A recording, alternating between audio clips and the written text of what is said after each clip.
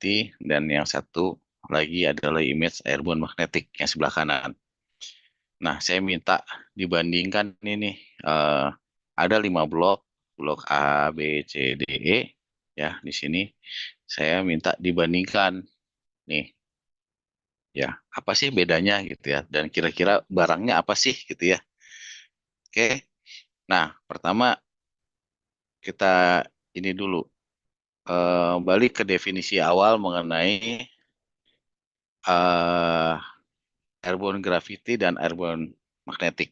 Oke, kalau airborne gravity ini kira-kira ada yang tahu nggak apa sih parameter geofisikanya, parameter fisis yang diukur dari metode gravity? Densitas, Pak. Densitas. Oke, densitas ya. Density-nya Densitas, spesifik gravity gitu ya. Nah, itu yang diukur. Oke, artinya jika ini ya, kalau lihat di gambar ini ada yang high, ada yang low nih ya. High, high ini artinya high gravity. Ya, artinya densitasnya tinggi, kemudian spesifik gravitinya, beratnya, masanya tinggi ya, berat. Low yang warnanya biru. Ya, jadi kalau kita lihat yang warnanya merah merona begini ya, ini artinya di bawah ini banyak batu-batu berdensitas tinggi ya, densitas tinggi, spesifik gravitinya pun tinggi. Ya, itu aja dulu. Ya. Apa jenis batunya? Monggo silahkan dicari secara geologi. Ya, jadi kalau interpretasi seperti itu. Kemudian di yang lain ini agak kalem-kalem nih ya. Di A ini bagian selatannya aja ya, yang agak tinggi gravitinya. Yang di utara dan tengahnya tidak ada apa-apa. Nah, yang B di sini warnanya merah ya, artinya high high density, high apa? High gravitasinya, masanya ya tinggi. Oke, C kalem-kalem ya, sama dengan A ini. Artinya batunya so-so ya, nggak nggak berat dan lain-lain. Oke, yang ini D, D mirip sama B ya, artinya eh, dia lebih berat gitu ya. Yang E ini setengah-setengah, tapi kalau lihat trennya ini kayak ada gradasi dari batuan yang bermasa berat, dia bergeser ke arah selatan, ke arah tenggara menjadi eh, ke arah litologi batuan yang mempunyai massa jenis lebih rendah. Ya, oke, ini dari gravity. Kalau magnetik, ya sudah tahu ya, kalau magnetik artinya kalau nilainya tinggi dia lebih ke apa tuh namanya? Dia lebih ke benda-benda yang mengandung magnetite. Ya, jadi kalau warnanya merah artinya dia lebih banyak mengandung mineral magnetite gitu ya. Oke. Kalau yang hijau dan biru artinya dia tidak ada magnetite. Oke. Sampai sini jelas ya. Oke, jelas. Ini dulu aja jelas pengertiannya. Nah, baru setelah itu kita lihat nih batuan apa kira-kira yang densitasnya tinggi, kemudian suseptibilitasnya densitasnya tinggi atau massa jenisnya tinggi. Batuannya biasanya adalah batuan-batuan yang batuan beku ya, yang berat. Kemudian batuan-batuan intrusif yang mengandung banyak benda logam ya, jadi berat ya. Gitu, dan kemudian juga rapat-rapat ya. Batuan sedimen yang sudah termetamorfkan pun menjadi apa namanya? Menjadi densitasnya tinggi pun beratnya akan naik juga ya. Artinya intinya kalau yang merah-merah ini adalah di sini batu-batu jenis-jenis mungkin sedimen yang termetamorfkan, batuan beku atau batuan beku intrusif ya. Nah, itu aja dulu nih ya. B sama D kurang lebih karakteristiknya seperti itu. A, C, dan E ya. A dan C ini terutama ini didominasi bagian bawahnya. Ya ingat ya, graviti bacanya ke bawah nih, ya dalam ya.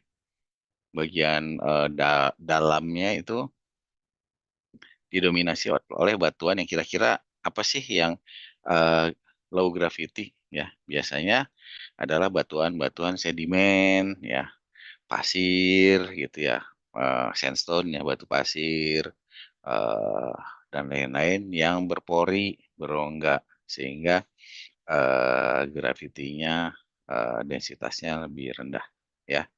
Ini A, C, E kurang lebih itu batuannya. Oke, sementara kalau batu-batu dilihat data magnetik, batu-batuan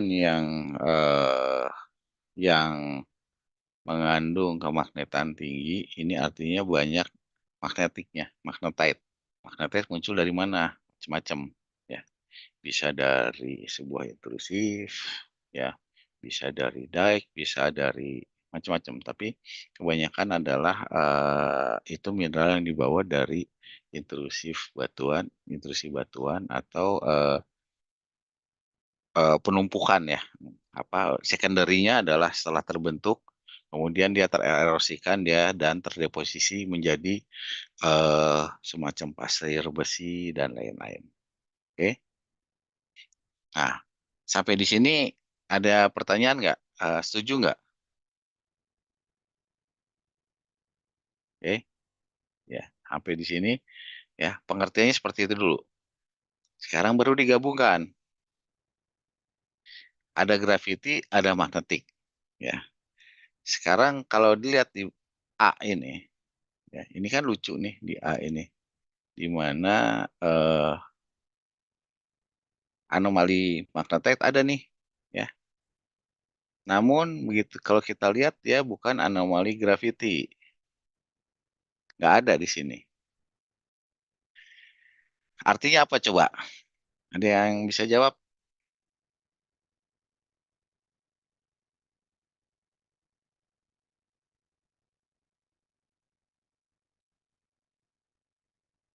Oke, ya sepi ini. Oke, ya artinya di sini adalah kemungkinan ada benda yang mengandung magnetite, ya, namun dia mempunyai berat jenis atau massa jenis atau densitas yang rendah, gitu ya. Benda apa itu? Nah, itu bisa dicari kira-kira apa, ya. Jadi logikanya mungkin ini, ya, eh, anomali magnetik ini bisa terjadi adalah karena di sini ada eh, distribusi atau penumpukan penumpukan pasir besi, ya. Di sini pasir besi sini ya hasil intrusi mungkin dia terkumpulkan terakumulasi di aliran-aliran sungai mungkin ya. Jadi di sini nilai magnetiknya tinggi ya, dia seperti pasir-pasir hitam di pinggir kali atau di pinggir sungai gitu ya. Nah, dia terdeposisi numpuk bersama juga dengan numpuk di situ dengan mineral-mineral logam lagi yang lain yang kemungkinan dari intrusif itu sama-sama tererosikan dan terdeposisi di sungai-sungai ya seperti ini. Nah, jadi kemungkinan di blok A itu isinya seperti itu ya. Saya sendiri sebetulnya sudah pernah sini, jadi saya tahu bahwa di sini memang pasir besi ini banyak pasir besi ya. Kemudian pasir besinya ini banyak teman-temannya dia berasosiasi dikit di sini dengan butiran-butiran emas sedimen ya, emas apa sekunder, sorry ya. Jadi kemungkinan dia terbawa dari sebuah intrusif batuan gitu ya, intrusif atau sumber-sumber lain ya, seperti epithermal dan lain-lain yang di situ kemudian tererosikan dan dia terendapkan di sungai-sungai ya. Makanya di sini magnetiknya tinggi ya, dan temannya magnetik itu emas ya. Namun kalau kita lihat di gravity ini nggak ada sama sekali ya. Tidak ada anomali di sini ya. Jadi kalau mau nyari di sini waktu saya ke sana sekitar 15 tahun yang lalu, enggak, 10 tahun yang lalu. Sini banyak isinya pendulang semua, pendulang liar di sungai-sungai semua. Ya, di sungainya itu banyak pasir-pasir besi numpuk gitu, di pinggir-pinggirnya hitam gitu ya. Nah, tapi kan dia dangkal dan tidak mempunyai density yang rendah, kan dia pasir-pasir loose gitu ya. Jadi makanya di graffiti ini tidak muncul ya, tuh nggak muncul sama sekali. Oke, clear sampai sini ya. Ada pertanyaan nggak?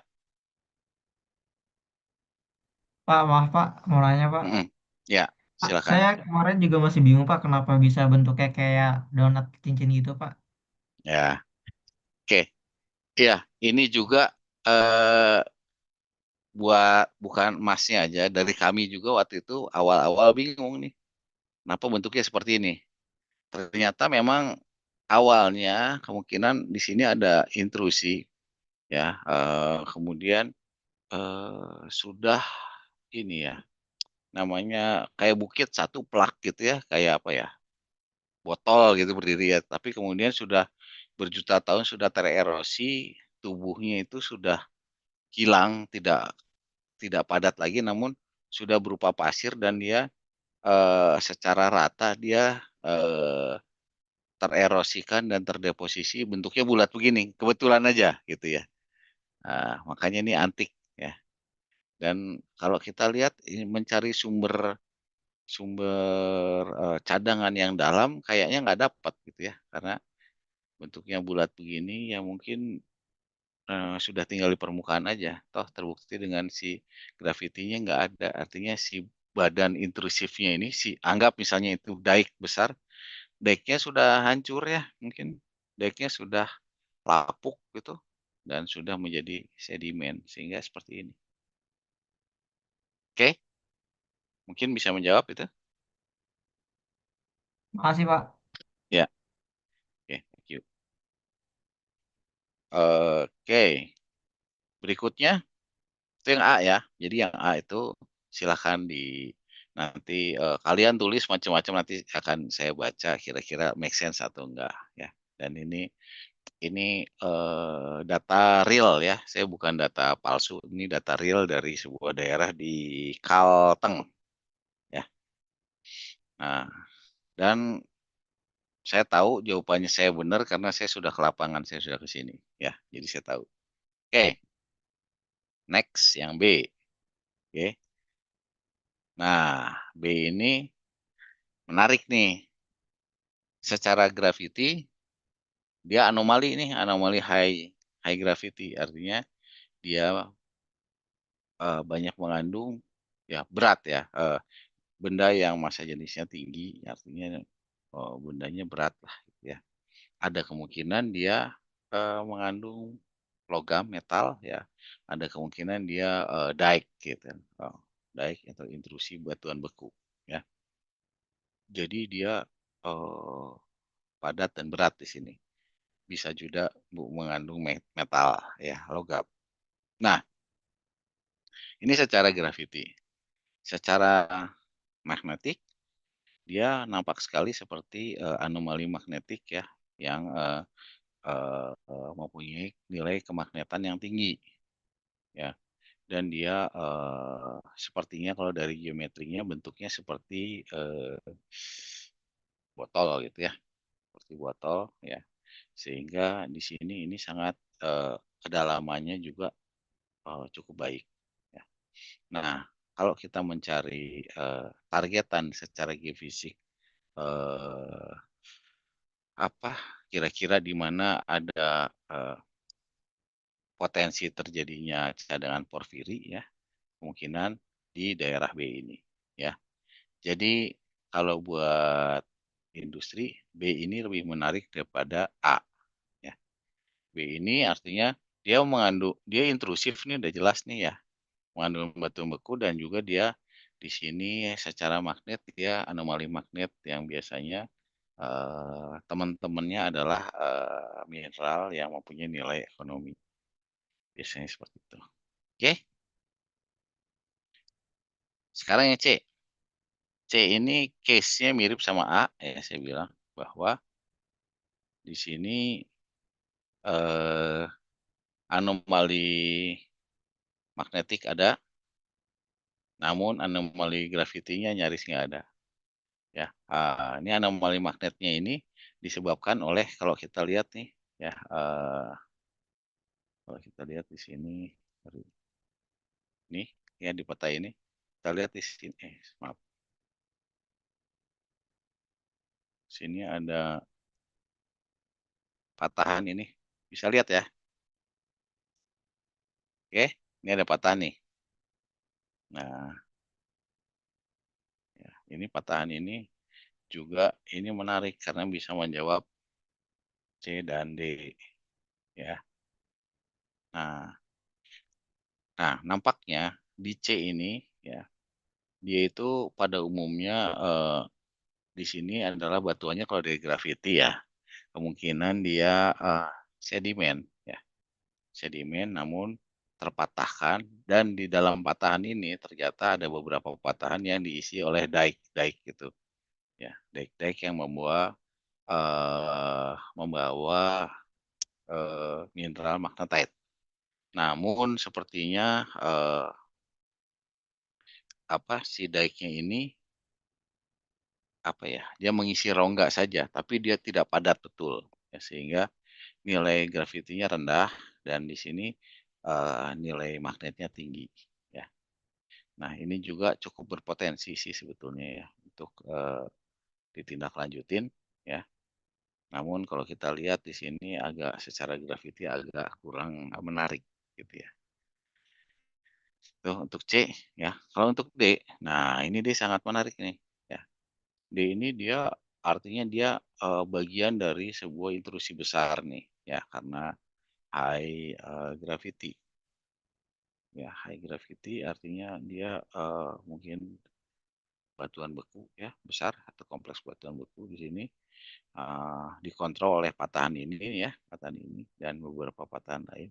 Dan di antara di patahan itu diisi oleh daik-daik atau intrusif batuan yang mengandung magnetite. Artinya kemungkinan besar dia akan membawa juga mineral-mineral yang mempunyai nilai ekonomi tinggi. Jadi daerah D ini menarik untuk ditindaklanjuti lebih lanjut. Ya, ada anomali dua-duanya. Oke. Sementara kalau daerah E ini saya bisa bilang ini kurang menarik ya. Sini yang feature yang kita bisa lihat adalah patahan ini aja, ya. Ini patahannya, sorry belok-belok. Ini patahannya jelas ya. Gitu, ya. Nah, sepertinya patahan ini membagi ini antara daerah ini ya, ujungnya intrusif ini dengan sedimen di sebelah sini. Jadi ini intrusif sepotong bagian kesininya ini lebih ke sedimen. Namun di sini menariknya di sini banyak banyak lagi anomali magnet ya. Nah, kemungkinan besar anomali magnet ini ya ini mirip sama ini ya. Dia banyak di sungai-sungai ya. Dia tidak padat tapi banyak di sungai dan di permukaan. Di permukaan terdeposisikan di bank-bank sungai sehingga menjadi seperti ini. Jadi ini bagus untuk pasir besi ya. Nah, tapi kalau kita mencari intrusi yang di dalam ya kayak sebentuk mirip porfiri itu, saya pikir chance-nya kecil karena dari gravity datanya nggak ada ya, nggak ada.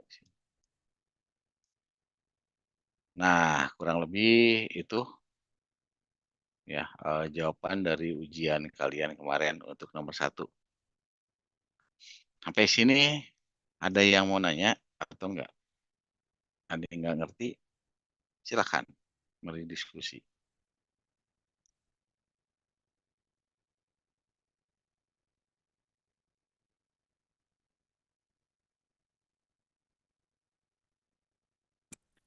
Pak, izin memastikan, Pak. Mm-mm, ya. Berarti yang paling berpotensi dan paling menarik itu untuk bagian B dan D ya, Pak? B dan D. Betul. Ya, tepat. Kamu jawabnya gitu nggak? Iya sih Pak, karena ada lihat dari anomali yang Hmm, tinggi juga. Tapi saya penasaran Pak, hmm, untuk anomali yang magnetik yang positif dari A dan E maupun yang C, A dan E dulu deh, yang kemungkinan dekat sama yang B dan D, itu sebenarnya kan kemungkinan bisa jadi kayak tertransport dari B dan D ya. Itu masih bisa untuk dimanfaatkan untuk digunakan untuk eksplorasi juga kan sih Pak? Maksudnya untuk kita pakai gitu, istilah katanya gitu. Masih bisa. Oke. Nah, gini, sekarang mau nyarinya apa dulu? Kalau nyarinya pasir besi masih bagus nih, ya, Mas. Pasir besi kan artinya cocok ya. Tapi kalau mencari porfiri copper ya, porfiri copper di mana dia eh, lebih ke intrusif yang besar, bentuknya kayak botol gitu ya. Nah, ini kurang cocok nih kalau menurut saya ya.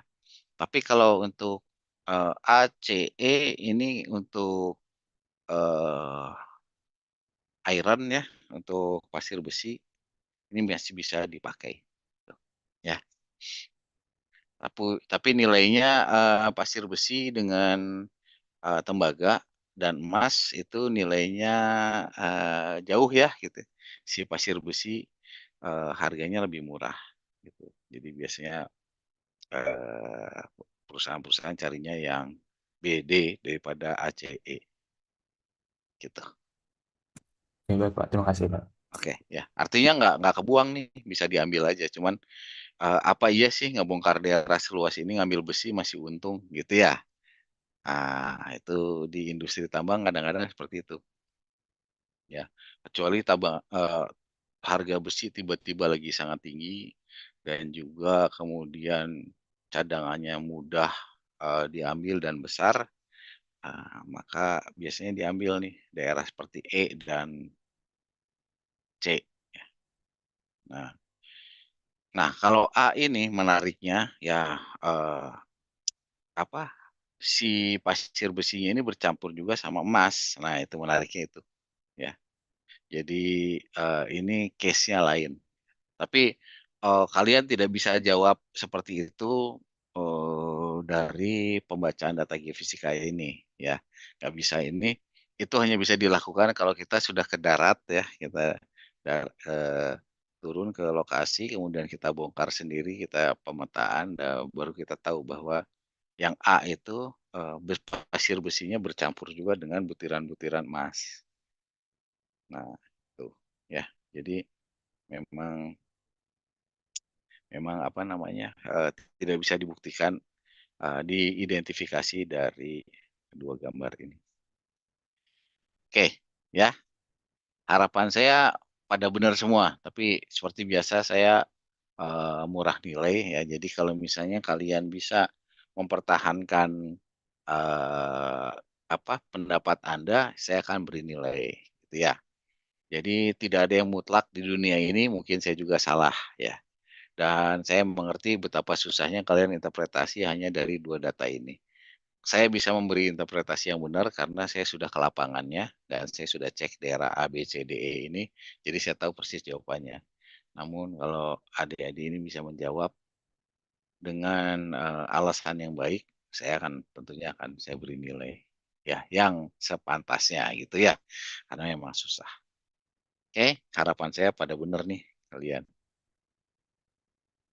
Ada lagi yang mau nanya? Boleh, boleh.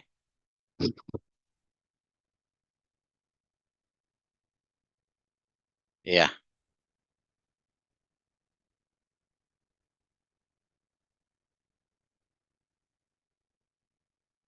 ya. Ini sebetulnya C sama D ya ini ya. Nah, kalau C ini seperti kayak terbentuknya. Jadi kalau kalau belajar patahan ya, patahan itu dia akan nanti ada lagi patahan yang arahnya ini terus utamanya saya lupa. Pokoknya kurang lebih dia ada cross lagi. Dia punya arah patahan yang begini sebagai patahan sekundernya gitu ya. Nah, di sini nampaknya patahan sekundernya setelah yang utamanya ini, dia ada patahan berikutnya ini ya. Ini yang terbentuk. Biasanya kalau patahan besar begitu, ada retakan ke arah yang tegak lurus ya. Saya lupa nih ada namanya, kalau secara geologi struktur tuh Riddle shear ya kalau nggak salah, Riddle shear gitu. Nah, jadi di mana ada tekanan, stress strain, nanti terbentuk nih stress strain misalnya utamanya yang ini secara struktur, dia akan membentuk patahan baru di sini. Nah, nampaknya patahan baru inilah yang terisi oleh intrusif ya, zona zona hancurannya ini jadi zona tempat escape-nya, magma dari bawah, dari dasar bumi ke atas gitu ya, namanya dike itu, terbentuknya di sini, ya. Nah, sementara di sini kayaknya lebih hancur strukturnya dan dia terbaginya agak agak random gitu ya. Jadi ini patahannya, ini kalau kita lihat dia ada yang seperti ini lagi, nih, dan lain-lain. Ini lebih lebih hancur-hancur gitu ya. Nah, seperti itu. Jadi ini tidak terbentuk dengan baik seperti ini. Seperti yang di C. Yang di D ini lebih eh, sporadis ya. Tapi semuanya, C dan D ini nampaknya sistem intrusifnya ini ya, sistem daiknya ini dikontrol oleh apa oleh struktur geologi. Oke, seperti itu. Ya, mungkin bisa menjawab. Oke, terima kasih. Oke, saya lanjutkan ke soal berikut. Ya, soal berikut.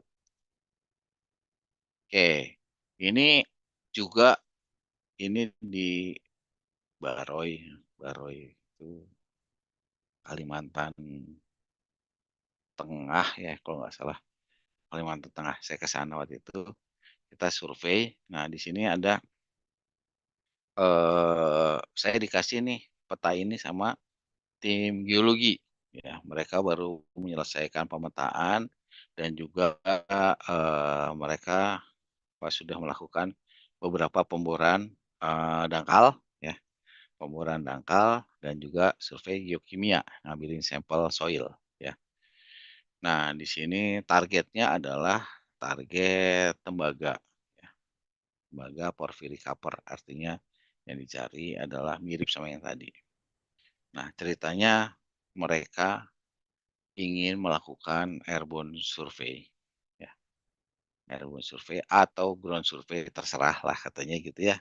Tapi untuk mengcover daerah ini ya, untuk mengkonfirmasi kira-kira daerah mana antara yang central zone, south zone dan far east zone ini yang lebih menarik di sebelah mana gitu ya ceritanya. Nah, mereka approach saya dan mereka minta tolong dong, eh, dibuatkan flight planningnya, oke? Dibuatkan flight planningnya untuk mengambil data magnetik di sini. Silahkan, gitu ya. Nah, saya harus mikir nih, oke, targetannya seperti apa. Nah, kalau kita lihat nomor satu kan lihat secara geologi dulu ya. Nah, secara geologi ini kita lihat ini, di sini umumnya eh, bagian utaranya sini, ini banyak diisi oleh siltstone ya. Sini siltstone dan di bagian tengahnya di sini ini banyak nih vulkanoklastik nih, batuannya vulkanoklastik. Nah, namun nampaknya di sini kalau dilihat ini mereka sudah coba bor banyak di sini dan mereka berkeputusan kemungkinan di sini ada yang menarik, makanya dikejar nih ya. Nah, ini juga kemudian dikonfirmasi teman-teman di sana pada melakukan survei geokimia. Survei geokimia ini yang warnanya seperti ini ya. Nah, survei geokimia ternyata nggak terlalu bunyi ya. Di sini ada andesit, ada apa dia ada intensif juga. Namun nampaknya tidak terlalu bagus hasil dari tembaganya gitu ya, pembacaan tembaga. Namun di sebelah sininya dia lebih banyak di vulkanoklastik yang ini dia survei ada beberapa spot yang di sini tembaganya di soil ini dari permukaan antara 300 sampai 500 ppm sampai 500 ppm ya. Jadi ini sangat menarik karena nilai tembaganya tinggi ya. Nah, kira-kira kalau survei gimana? Ya, antara central zone, far east zone, dan south zone ini kemudian dibatasin oleh sebuah patahan ya, patahan struktur utama arahnya apa ini? Barat laut ya, barat laut, timur laut, sorry, timur laut ya, timur laut ke barat daya. Nah, ya, patahan ini utamanya kayaknya memisahkan antara blok ini dan blok ini. Ya. Nah, kemudian struktur lainnya secara umum dia strukturnya berarah tenggara timur barat laut. Ini dan ini patahan utamanya. Ya, lebih banyak patahan mengarahnya seperti ini. Ya, kalau kita lihat patahannya itu kurang lebih begini-begini ya. Nah, gini-gini, ya kan?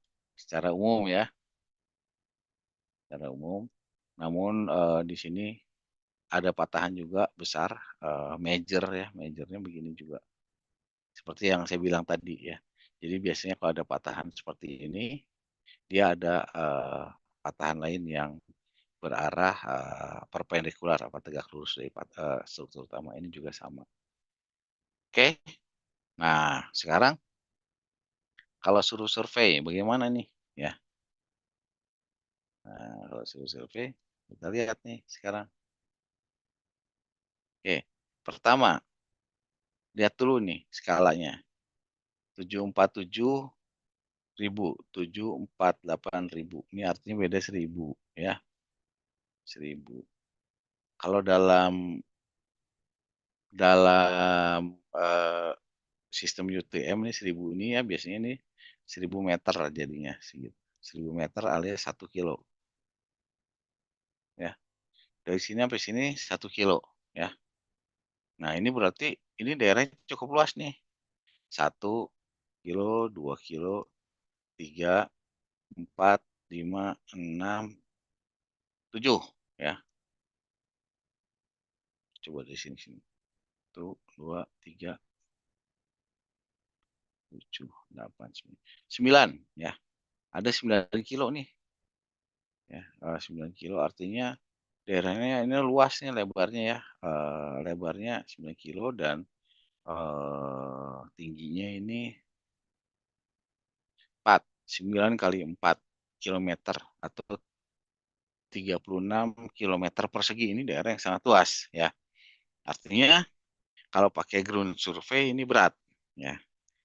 Nah, untuk daerah seluas ini bisa dilakukan survei dengan dua eh, dua platform, tapi keduanya dari udara ya. Bisa dengan menggunakan airborne survey dan dengan menggunakan fixed wing, bisa menggunakan helikopter ya. Nah, sekarang kira-kira kalau pakai helikopter itu berapa sih eh, jarak terbangnya dan berapa biayanya dan lihat apakah lebih baik terbang pakai helikopter atau terbang pakai fixed wing ya.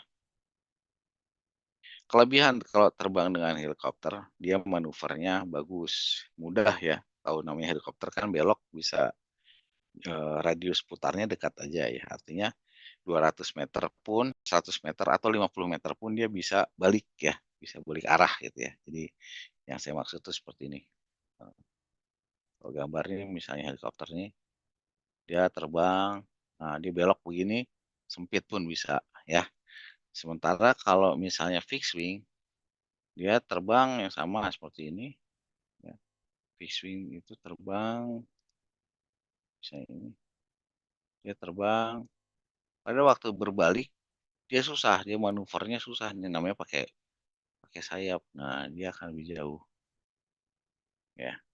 Nah, seperti itu. Artinya, kalau untuk mau menyisir rapat ini ya, terbaik adalah melakukan apa? Kalau daerahnya sempit pakai helikopter, tapi kalau daerahnya luas gunakan eh fixed wing ya. Tuh. Nah, sekarang itu tadi dari penggunaan alatnya. Sekarang targetnya. Targetnya itu kalau kita lihat, maaf di sini adalah anomali-anomali ini ya. Kalau dari anomali geokimianya tuh ini ya misalnya ini ya. Kemudian yang di bor ini nih, ini targetnya ya. Ini target-target ini. Nah, target-target ini umumnya ukurannya di bawah 1 kilometer ya, antara 300 sampai 500 ya. Ini anomali juga 300 sampai 500.